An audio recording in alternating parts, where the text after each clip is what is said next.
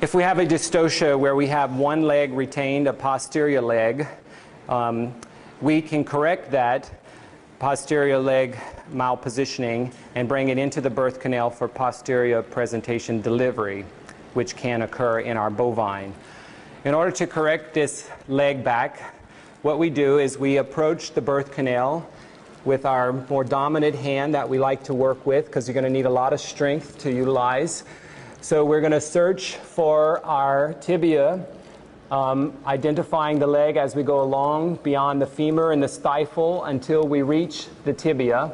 And once we have the tibia, we want 4 fingers around it and the thumb underneath trying to touch your fingers.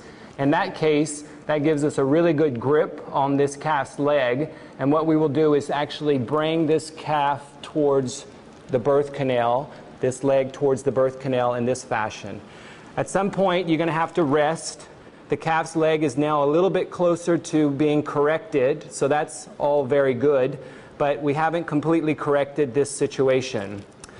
The next step to finish correcting the retention of the hind leg is to grasp the metacarpal area. Now, what you can do, metatarsal bone. What you can do is actually slide off of the tibia onto the metatarsal bone. Again, you're going to want to grab a hold of the metatarsal bone real strong with 4 fingers and a thumb and hang on to that metatarsal bone in order to correct that position. So what you end up doing, excuse me, I'm going to have to edit. This is why we shouldn't have phones. There, I said it. So once we have found the metatarsal bone, then we have to bring the calf's foot into the birth canal.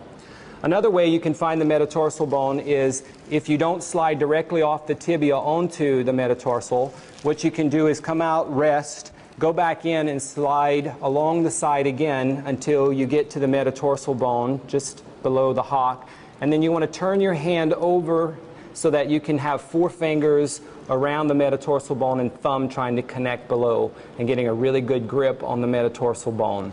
Once you have a really good grip on the metatarsal bone, you're going to have to repel the calf back. So you're going to have to take your other arm and push the calf, other leg in, or use the hind end of the calf, the tail head, to push the calf in. And once you're pushed the calf in, you're going to bring this calf's leg up in this position. Remember that the length of the calf from toe to point of the hock is longer than the diameter of the pelvic inlet. And you can cause a tremendous damage to the cow if you don't pay attention to that length discrepancy. The one thing that happens quite frequently is if you try to correct this in a straight up and down method, you end up having this hock. If you continue to pull in a straight up or down, this hock will actually split the dorsal uterine wall there at the body of the uterus, and you can drive this hock completely through the uterine wall. And that is detrimental to the cow's life, actually. Not many cattle survive that situation. So we have to avoid doing that. The way that we avoid doing that is we have to give us plenty of room to repel the calf's stifle or point of the hock back towards the cow's head. So again, you're going to push back. At the same time you push back, and you can use both hands or you can use your hand on the metatarsal bone, you're going to push back.